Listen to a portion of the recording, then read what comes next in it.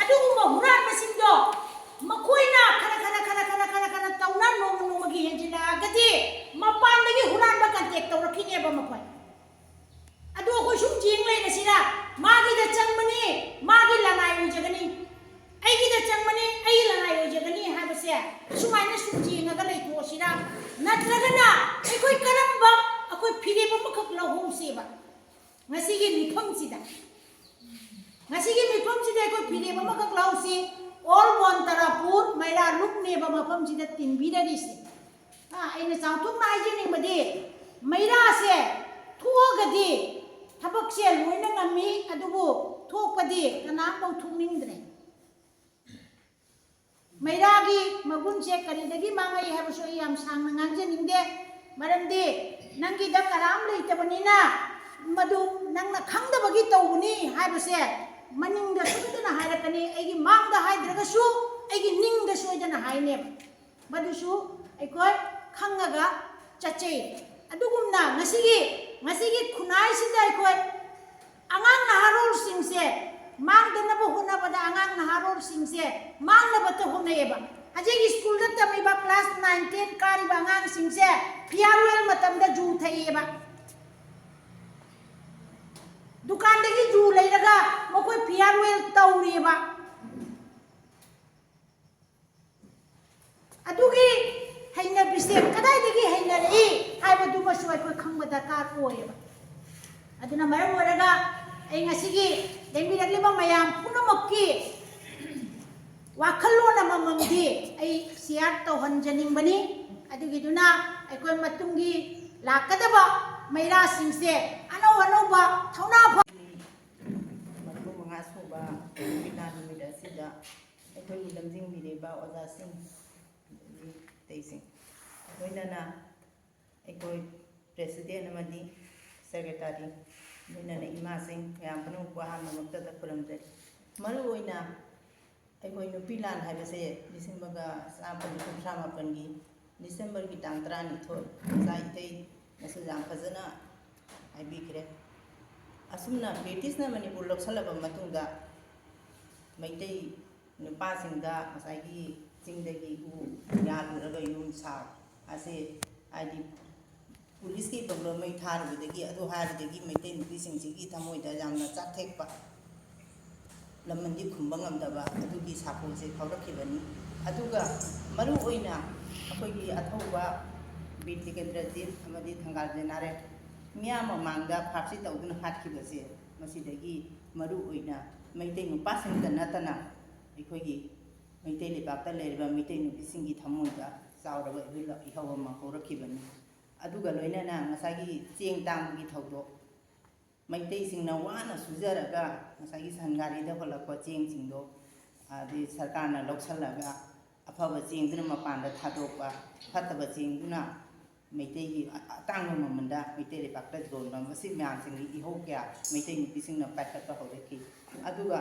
zumba इहौ क्या होरकपसिगी मनुंगदगी ख्वाइदगी मरु ओइबदी ngसागी लिसिंग मचाफन कुथ्रापन December की 33 दा हौखिबा इहौसे मसिबो अखुना नुपी लाना हाइना ngasi फावदा खंगनरिबा सिंग असुमाइना नुपी लाना से हौरकपदा अखोइ मैतै लेबाक्ता लेरिबा मैतै ता नतना तोंगान तोंगान बा जाति मैतै लेबाक्ता लेरिबा इमा लेबाक्ता लेरिबा पांगन नुपीसिंग अदै हाव नुपी चिंगी मोनसिंग क्या सरुक जाखिबनी सिंगिरिबा नासिंग नाउचिंग अमसिंग मांगदे तेंगिरिबा मैरागी नाइलोन चनिसि जा फाइटन मको हामना गाय नबगलने ना चरि अदया यामना सामसु हाइरो मतम जे लेसेबत्रे थबम थम थम ले कोई सकतबा प्रोग्राम सु अदु आई हेजेनिंगदी मयांगी हागी बोय मयाम जे तारगा अहागना खंजबदिना इना हेजे मदुदी अखोगी जुम अखोगी इमा आरेमी इमा हाइबी इमा जी जाउबी बजादबनी हानादगी हौना ब्रिटिश की मक्तै जी इमा नकल हो अदे होजिकसु मणिपुर सोनारीदा सिसु नुपी लांगे नुपी अयामनि बुजे अदु निपा कामुजि जाउगी दे निपा निपी इमा इपा हाइबे जाउबी बजादे इसासिंग जाउबी बजादे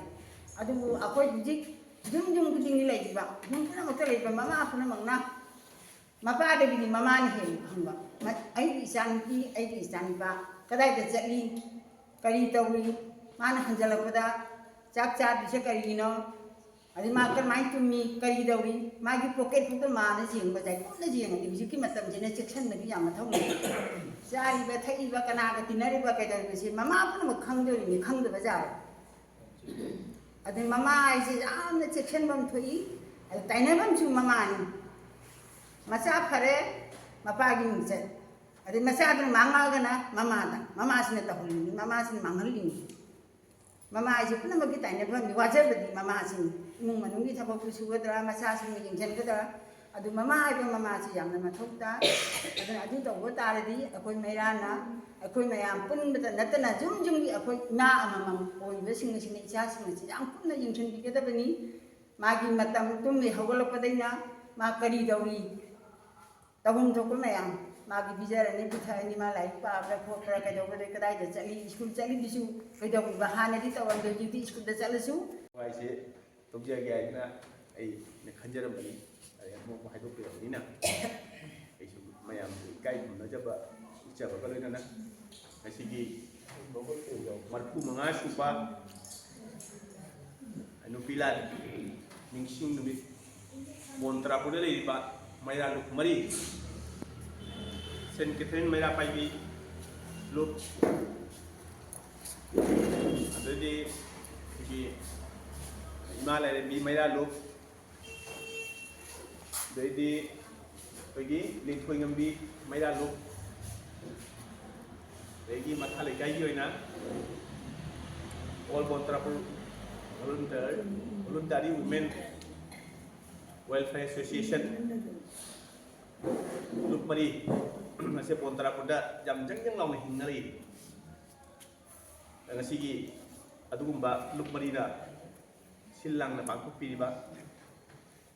ꯊꯧꯔꯝꯁꯤꯒꯤ ꯄ꯭ꯔꯦꯁꯤꯗꯤꯌꯝꯒꯤ ꯐꯝꯐꯝ ꯂꯥꯡꯗ ꯂꯩꯇꯦꯡꯂꯤꯕ ꯏꯃꯥ ꯃꯔꯤꯕꯨ ꯑꯩꯍꯥꯛꯅ ꯏꯀꯥꯏ ꯈꯨꯝꯅꯕꯒ ꯂꯣꯏꯅꯅ ꯏꯀꯣꯛ ꯅꯣꯟꯖꯔꯤ ꯂꯣꯏꯅꯅ ꯃꯥꯡꯗ ꯂꯦꯡꯁꯤꯟꯕꯤꯔꯤꯕ ꯇꯣꯉꯥꯟ ꯇꯣꯉꯥꯟꯕ ꯃꯩꯔꯥ ꯂꯨꯞꯀꯤ ꯃꯦꯝꯕꯔꯁꯤꯡ ꯐꯝꯅꯥꯏꯕꯤꯁꯤꯡ ꯈꯨꯗꯤꯡꯃꯛꯄꯨ ꯑꯩꯍꯥꯛꯅ ꯏꯀꯥꯏ ꯈꯨꯝꯅꯖꯔꯤ ꯑꯩꯈꯣꯏꯒꯤ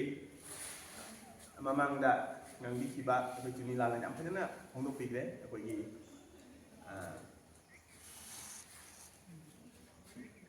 ꯉꯁꯤꯒꯤ ꯃꯩꯔꯥ ꯄꯥꯏꯕꯤ ꯏꯃꯥꯁꯤꯡ ꯅꯤꯡꯁꯤꯡꯕꯒꯤ 35ꯁꯨꯕ ꯆꯍꯤꯁꯤꯒꯤ ꯃꯇꯥꯡꯗ ꯑꯩꯈꯣꯏ ꯐꯖꯅ ꯑꯅꯤꯁꯨꯕ ꯑꯩꯈꯣꯏꯒꯤ ꯊꯧꯗꯣꯛ ꯑꯝꯇ ꯊꯣꯛꯇꯦ ꯅꯤꯄꯥ ꯀꯥꯡꯕꯨꯅ ꯃꯥꯡꯈꯤꯕ ꯅꯨꯄꯤ ꯑꯩꯈꯣꯏꯅ ꯇꯤꯡꯅꯤꯡꯒꯗꯕ ꯍꯥꯏꯕꯗ ꯑꯁꯤꯈꯛ ꯅꯨꯡꯉꯥꯏ ꯋꯥꯕꯨ ꯍꯥꯏꯕ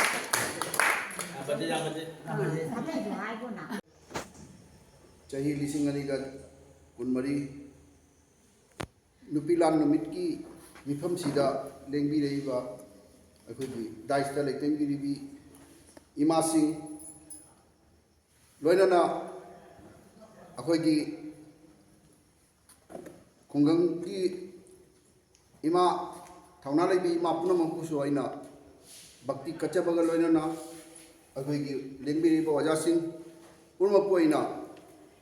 ꯉꯝꯈꯩ ꯂꯩꯇꯅ ꯑꯩꯅ ꯈꯨꯔꯨꯝꯖꯔꯤ ꯌꯥꯝꯅ ꯑꯩꯈꯣꯏ ꯈꯨꯡꯒꯪꯒꯤꯗꯃꯛꯇ ꯉꯁꯤ ꯐꯥꯎꯕꯗ ꯑꯩꯈꯣꯏꯅ ꯉꯁꯤ ꯐꯥꯎꯕꯗ ꯁꯃꯥꯖꯀꯤ ꯏꯔꯝꯗꯝꯁꯤꯒꯤ ꯆꯥꯎꯈꯠꯅꯕ ꯄꯨꯔꯛꯏꯕ ꯄꯨꯝꯅꯃꯛꯁꯦ ngasi aikoi imasing gi mateng natana karimta success oibam ngamde haibase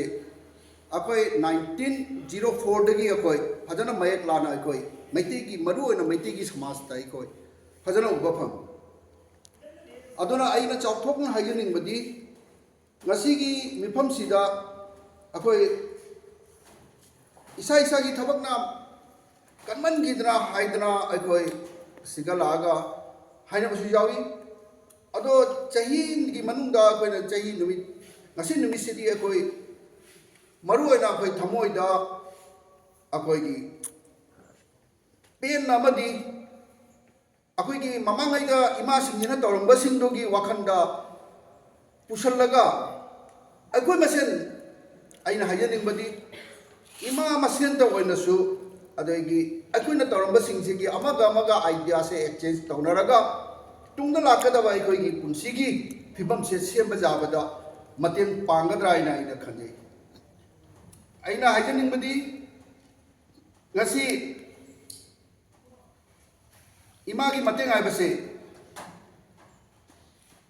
akoina साधु सैन्यासिंहना नुपीबु उरगा अखोई माताजी हाइना को अदुमाय तौदना अखोई संस्कृति दा मैरा पाइबी इमा हाइना हाइबसे इमा दगी हेनबा तै लैत्रब